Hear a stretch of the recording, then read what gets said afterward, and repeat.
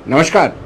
सड़कों पर मुलाजिम हैं, चाहे वो डेली वेजर हो, रेगुलर मुलाजिम हो या फिर आंगनवाड़ी वर्कर्स हो, होम गार्ड्स हो, सब के सब सड़कों पर है। सरकार की पॉलिसी खुद ब खुद सबोटाज होती जा रही है और सरकार अभी संभल नहीं पा रही है। हालांकि आज एलजी ने एक चैनल में कॉन्क्लेव के दौरान ये माना है कि दोनों ही इश्यूज पे कमेटी कॉन्स्टिट्यूट की गई है। जैसे मैंने कहा था कि कश्मीर में जो जम्मू के मुलाजिम थे वो वापस आ चुके हैं, सिलेक्टिव किलिंग थी, मजबूरी में उनको वापस आना पड़ा और उनके लिए ऑलरेडी कमेटी कॉन्स्टिट्यूट की है। लेकिन आज एलजी का जो दावा था कि डेली वेजर्स के लिए भी एक कमेटी कॉन्स्टिट्यूट की गई है, वो कमेटी कहीं ना कहीं आने वाले दिनों में 1 महीने के अंदर अपनी रिकमेंडेशन दे सकती है।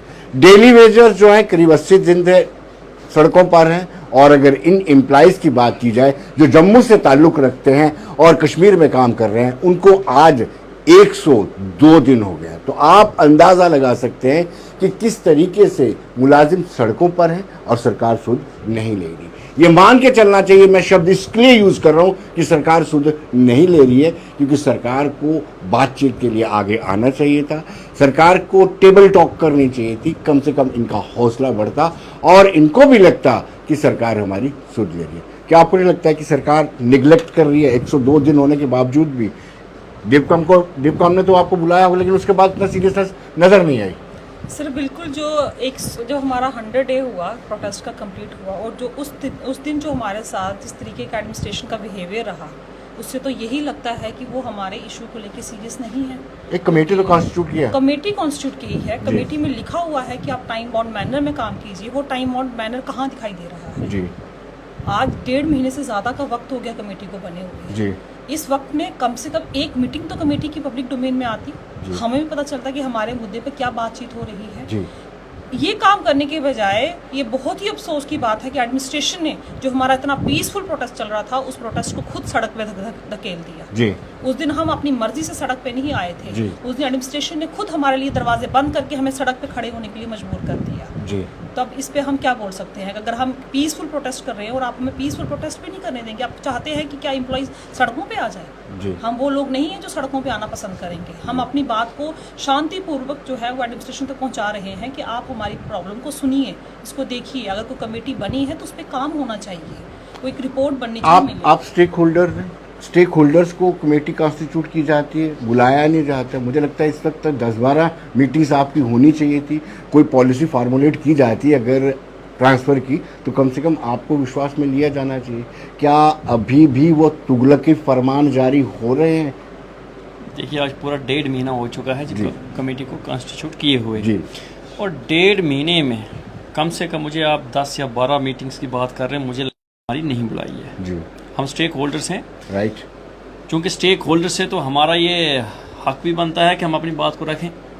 हमने अपनी तरफ से कोऑर्डिनेशन कमेटी जो थी वो गवर्नमेंट को भेज दी थी कि ये डिपार्टमेंट जितने भी लोग हैं इनको रिप्रेजेंट करने वाले हैं, ये आपसे बात करेंगे, आपसे बातचीत करेंगे राइट। आज तक मुझे लगता है कहीं ना कहीं पर सरकार इस बात को लेकर सीरियस नहीं है। कमेटी भी कॉन्स्टिट्यूट हो जाती हैं। दुर्भाग्य हमारा ये है कि जब तक लोग कर्मचारी सड़कों पर न उतरें सरकार सीरियस नहीं लेती है। और जैसे मैडम ने कहा 2 दिन पहले की जो घटना है, जानबूझकर पार्क के गेट बंद कर दिए गए, पुलिस वहाँ लगा दी गई, हमें मजबूर होकर सड़कों पर बैठना पड़ा। हम नहीं चाहते हैं कि ये जो संघर्ष चल रहा है, वो जो आंदोलन में इसको कहूँगा जो अम्बेडकर चौक पे है, वो सड़कों पर उतरे जी। लेकिन जब ये मजबूर कर देते हैं तो ये जान का मसला है, ये DA 5% या उसका मसला नहीं है, ये आपकी जान का मसला है और जान को लेकर के भी सरकार गंभीर नहीं है। देखिए, मैं कहता हूँ इनको वक्त के पहिए को पीछे मोड़ना चाहिए। ये हमें अक्सर बोलते हैं ये कैडर सिस्टम है, डिवीजन कैडर है, डिस्ट्रिक्ट कैडर है। कैडर सिस्टम कुछ नहीं है। 2005 से लेकर जो ये सिस्टम चला है इंटर डिस्ट्रिक्ट रिक्रूटमेंट में, उसका पहिया पीछे घुमाइए और उस वक्त लिख दीजिए उस रिक्रूटमेंट पॉलिसी में कि आपकी ट्रांसफ़र होगी ही नहीं कभी जी। तो मुझे लगता है फिर कोई अप्लाई ही नहीं करेगा जब उसमें ये लिखा ही नहीं है कि ट्रांसफ़र नहीं होगी जी। एक बिल्कुल साइलेंट रख दिया है। तो ट्रांसफर को वक्त के साथ जो स्थिति बदली है तो बदलते हुए हालात के साथ सरकार को भी बदलना चाहिए जी। बदलाव जरूरी है जी। जम्मू कश्मीर में हमने बहुत सारे बदलाव देखे। मैं अक्सर ये कहता हूँ, अगर 1947 से पीछे जाएंगे ना, ये अलग से एक देश था, फिर ये जम्मू कश्मीर का विलय हुआ और ये रियासत के रूप में आगे आया, आज ये यूनियन टेरिटरी जी। हमारी मजबूरियाँ ये है कि जब तक जब इनको कहना होता है यूनियन टेरिटरी तो यूनियन टेरिटरी ठीक है, लेकिन जो यहाँ के कर्मचारी हैं उनके ऊपर आज भी वही Jammu Kashmir state civil service rule apply होते हैं जी। जब इनको अपना कुछ करना है वो ठीक है, सब कुछ ठीक है, यूनियन टेरिटरी है जी। भारत देश के सारे कानून यहाँ पर लागू हैं, लेकिन जब कर्मचारियों की बात आती है तो फिर ये जम्मू कश्मीर स्टेट वो वही रूल चलाते हैं जी। मैं चाहता हूँ कम से कम ये कैडर सिस्टम में मत बांधिए ये आंदोलन को या ये धरने को खत्म करने के लिए। अगर ये कोशिश कर रहे हैं तो ऐसी बात नहीं होनी चाहिए। इनको समस्या का समाधान देखना है। समस्या का समाधान ये है कि ट्रांसफर पॉलिसी को लेकर आए, उसी वक्त ये धरना खत्म किया जा सकता है। विपिन जी आपके पास आता हूँ मैं आज डेली वेजर से आपके लिए जो आज मैंने सुना किसी चैनल पे कनक्लेव में एलजी मनोज कुमार सिन्हा ने कहा कि इनकी सैलरी हमने 300 पर डे कर दी है, मिनिमम वेजेस एक्ट लगा दिया और एक कॉन्स्टिट्यूट की है कमेटी, जिस कमेटी का आपको भी नहीं पता होगा, आप स्टेक होल्डर्स हैं, आपको पूछा भी नहीं होगा। उन्होंने कहा एक कमेटी कॉन्स्टिट्यूट की है, 1 महीने में वो अपनी रिकमेंडेशन देगी। क्या आपको उम्मीद जगी है? विनोद जी शुक्रिया। जैसे आपने सुनाया भाई इन्होंने एक कमेटी का गठन किया है जी, तो कम से कम 25 से 30 साल हो गए इस डिपार्टमेंट में, तो ना जाने कितनी कमेटियां बनाई हैं, तो कितनी कमेटियां तहस नहस की हैं, कितनी मीटिंग तो हुई, कितनी मीटिंग मीटिंग निकलते हैं जी। तो 2-2.5 साल पहले हमारा एक डेलीगेशन एलजी साहब से मिला भी था जी। तो उधर चेयर पे उन्होंने बोला था भाई जैसे ही डीडीसी इलेक्शन खत्म होगी आपका मसला हल कर देंगे। एक वो बयान, एक आज का बयान, तो हजारों ऐसे बयान पीछे रह गए हैं जिन बयानों से हम नाउम्मीद रहते हैं।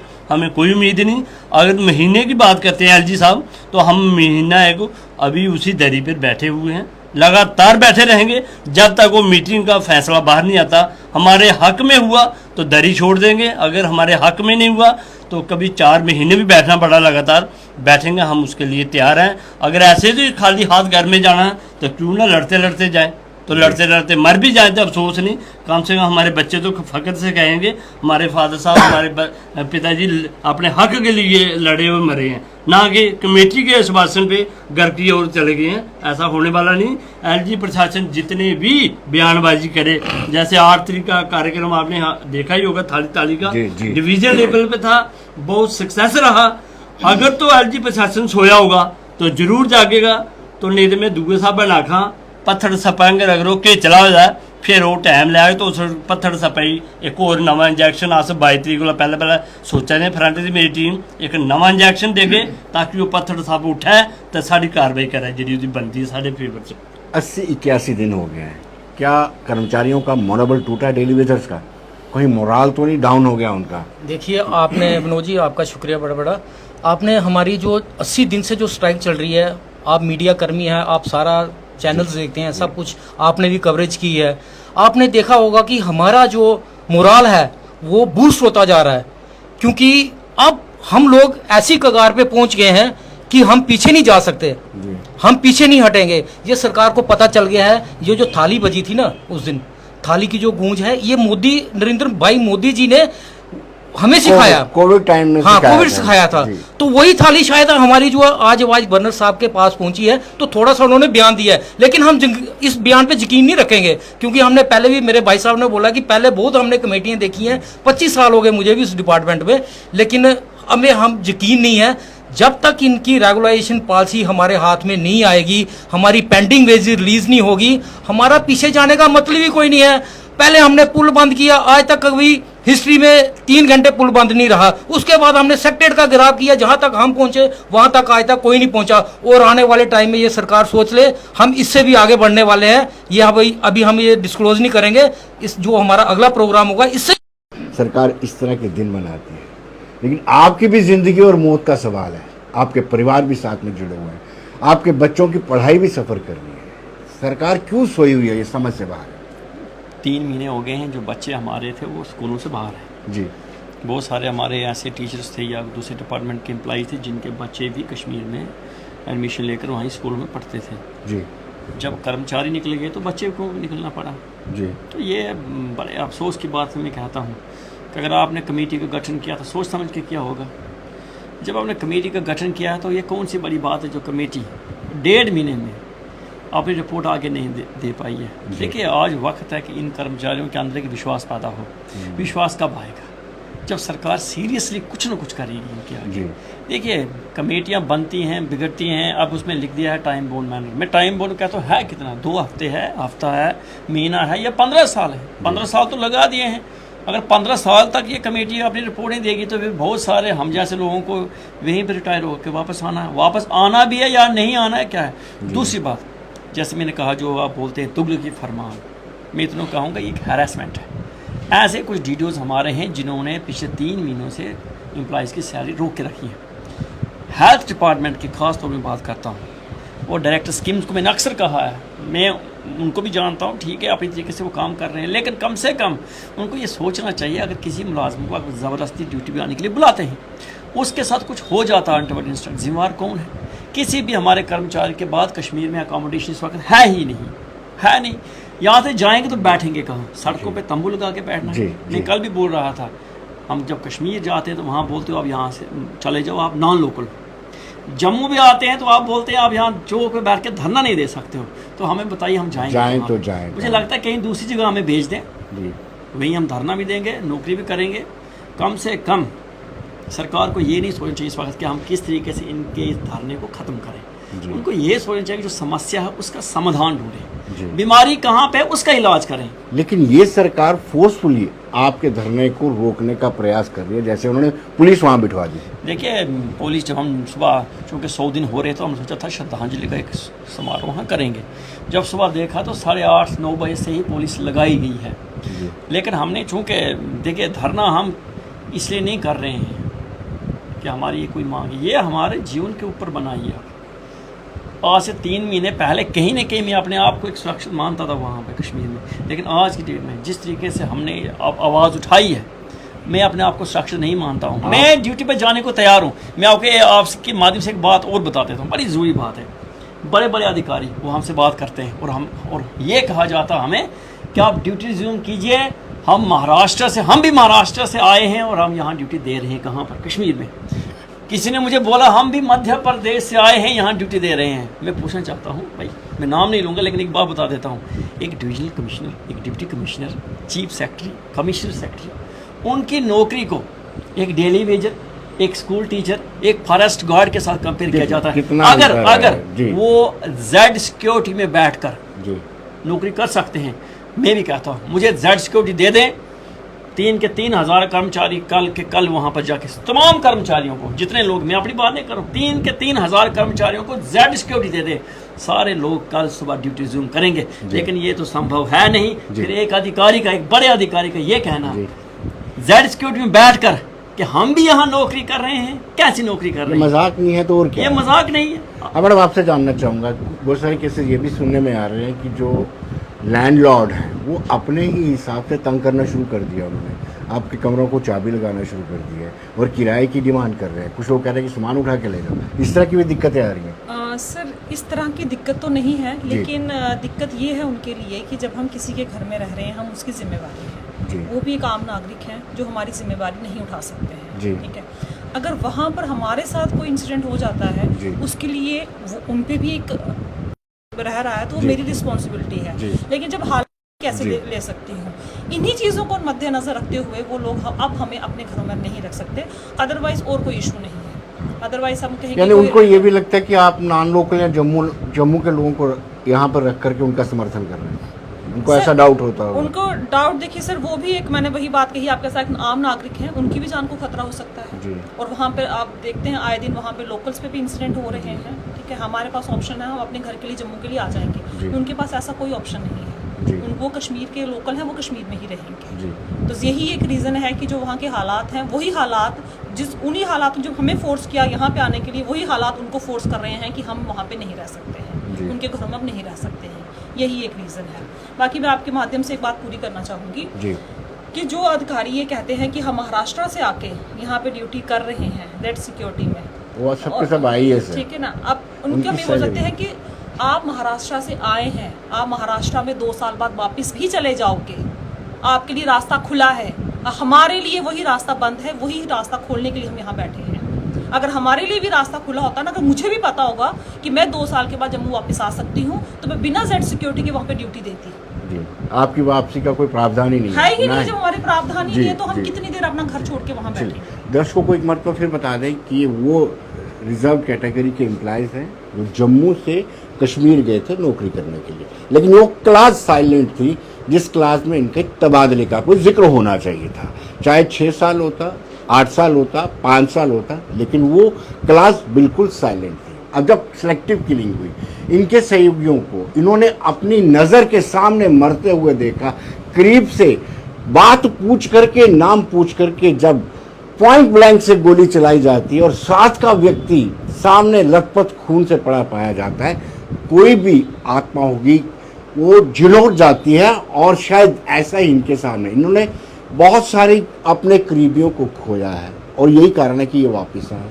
सरकार ने कमेटी बनाई और कहा जल्द ही कमेटी रिकमेंडेशन देगी, लेकिन कमेटी ने अभी तक इनसे एक बातचीत भी नहीं की है, जिससे साफ जाहिर है कि सरकार लापरवाही कर रही है, जानों के साथ खेल रही है और फिर अल्टीमेटम देती है कि जल्दी आइए, ज्वाइन करिए, नहीं तो आपको नौकरी से निकाल दिया जाएगा। अब बात करते हैं डेली वेजर्स की। डेली वेजर 81 दिन से सड़कों पर है।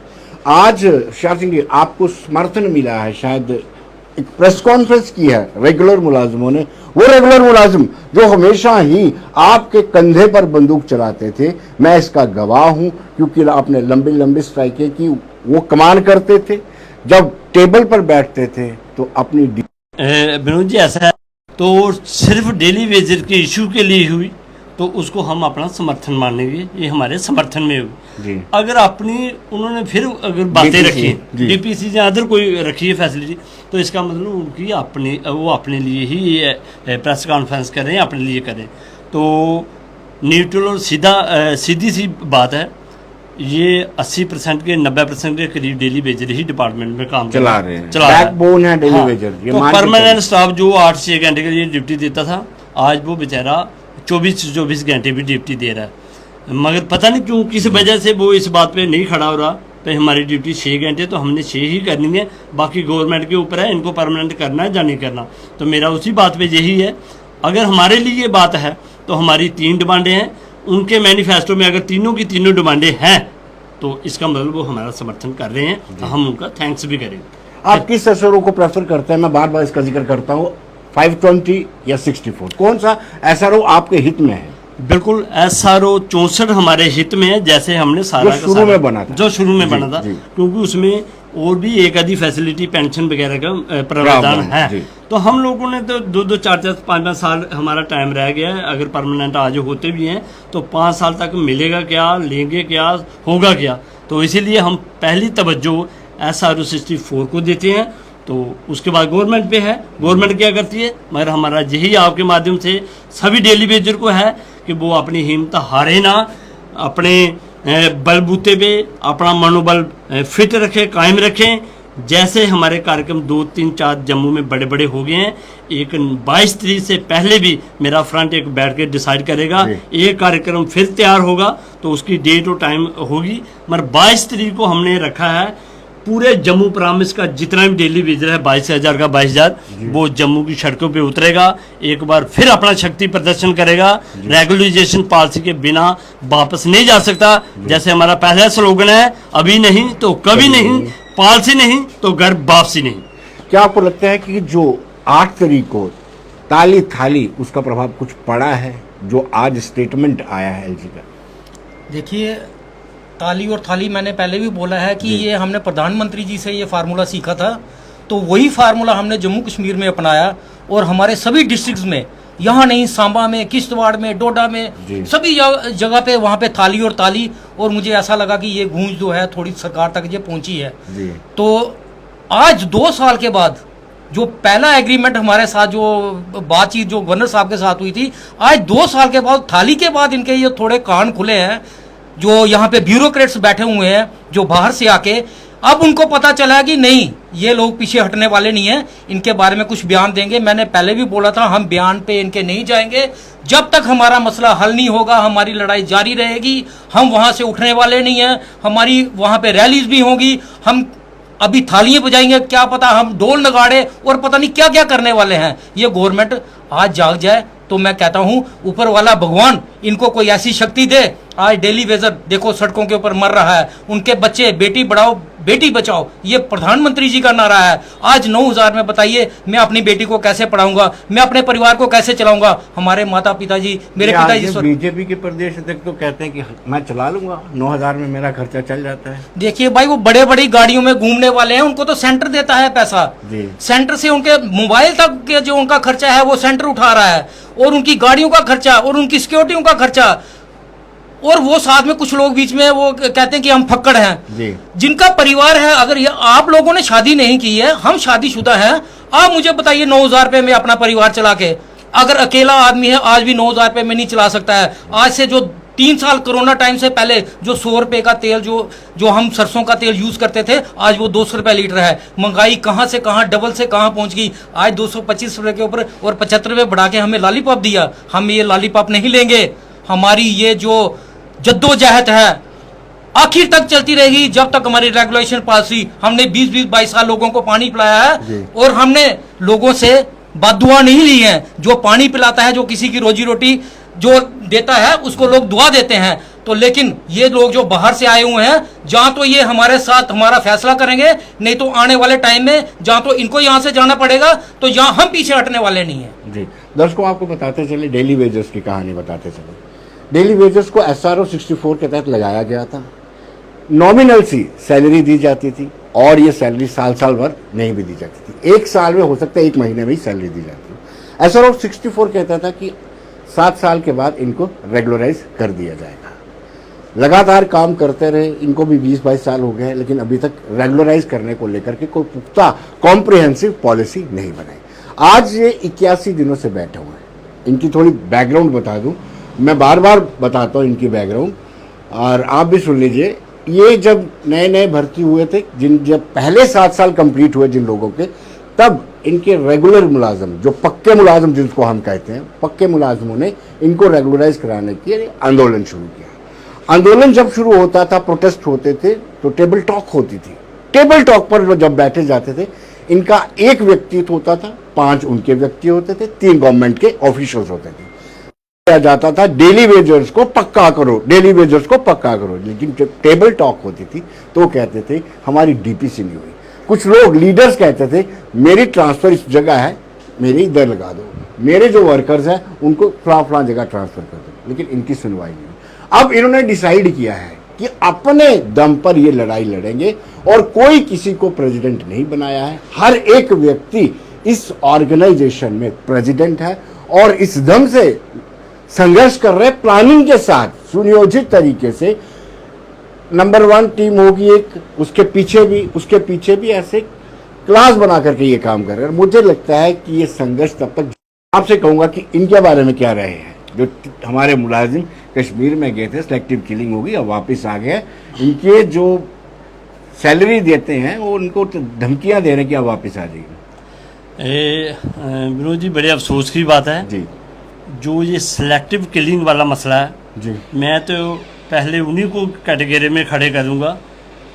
पर रहते इंडिया में हो, खाते इंडिया का हो, पीते इंडिया का हो, तो गुण पाकिस्तान का गा के तो हमारे मुलाजिमों को टारगेटेड किलिंग में शामिल करते हो नाम पूछ के। तो जो सेकुलरिज्म का जिनके अंदर कीड़ा है जी, वो हम मरे पड़े हैं, अभी क्यों नहीं बोलते। हमारे साथियों का नाम पूछ के मारा जाता सीधा जी। जिस नाम का हिंदू होगा गोली मार दी जाती है उसको जी। तो ये बड़ी अफसोस की बात है, बड़ी शर्मनाक बात है। मेरे साथी ने बोला है हमें Z+ कोटी दी जाए, तो मैं Z+ का तो समर्थन नहीं करता, मगर मैं ये जरूर चाहूँगा हर एक एम्प्लॉयज़ के साथ 2 गनमैन जरूर मिलने चाहिए जब तक मसला शांत नहीं होता। जब मसला शांत हो जाएगा तो वो वापस भी आ सकते हैं। मुझे देखिए पंडित, आप वापस तो जाने की गुंजाइश बनती नहीं है, क्योंकि जो आपने करीब से देखा है, जो आपके लोगों ने जाने दिए हैं, उससे वापसी की गुंजाइश नहीं बनती है। तो सरकार जो लिंगरान करती जा रही है, मतलब टाइम बाउंड आपको अपनी रिकमेंडेशन कमेटी को देनी चाहिए थे, अभी तक नहीं दिए, तो आप इसी तरह हड़ताल पे बैठे रहेंगे। देखिए हमारे पास कोई दूसरा ऑप्शन है नहीं जी। अगर कोई दूसरा ऑप्शन होता तो हम उसको भी ले लेते हैं। जी हमने ये सोची है, देखो मुझे भी पता है ओवरनाइट में चीज़ें बदलती नहीं हैं, इसमें समय लगता है, लेकिन कुछ इश्यूज ऐसे होते हैं लेकिन जो मुझे लगता है इस वक्त 1.5 महीने जो हो गया है, जी मुझे लगता है 1.5 महीने में रिपोर्ट और रिकमेंडेशन हो जानी चाहिए थी। जी मैं इतना ही अपील करूंगा आपके माध्यम से एलजी साहब से, जो आपने आश्वासन दिया है, आप जम्मू कश्मीर के कस्टोडियन हैं, जी आप जम्मू कश्मीर के हालात को जानते हो, हमसे बेहतर जानते हो। जी ये धरना जो है तब तक ख़त्म नहीं किया जा सकता जब तक ट्रांसफ़र पॉलिसी की बाज़ाफ्ता एक नोटिफिकेशन इशू नहीं होती है। जी इस वक्त इन कर्मचारियों के अंदर एक तो डर है कश्मीर जाने का, दूसरी बात है जब इन्होंने धरने पे बैठने का निर्णय ले लिया है, अब वापसी का कोई इसमें गुंजाइश बचती नहीं है। वो दूसरी एक और बात है, ट्रांसफ़र पॉलिसी अगर सुरक्षा को भी पीछे छोड़ दें हम, ठीक है, हम मान के चलते हैं कश्मीर में सब कुछ ठीक है, मान लिया हम उन बातों को भी, तो क्या एक कर्मचारी का ये अधिकार नहीं बनता है कि उसके लिए एक ट्रांसफ़र पॉलिसी बने? हमारे पास ऐसे भी केसेस हैं, हस्बैंड कठुआ में काम करता है और वाइफ उसकी कुपवाड़ा में पहुंच गई है, उसके सामने दो चीज़ें हैं, या तो उनको डाइवोर्स करना आपस में, या फिर एक को नौकरी छोड़कर चले जाना है। कम से कम सरकार इसको सोचे एक सर्विस मैटर के रूप में। मैं अपनी तरफ से ये भी बात कहता हूँ, सरकार को किसी भी लेवल पे ये सोचना चाहिए हमेशा कि जो कर्मचारी जो आपसे मांग कर रहे हैं, चाहे वो डेली वेजर्स हों, चाहे इंटर डिस्ट्रिक्ट अपॉइंटेड एम्प्लॉइज़ हैं, इनके साथ आप सीरियसली बात करें।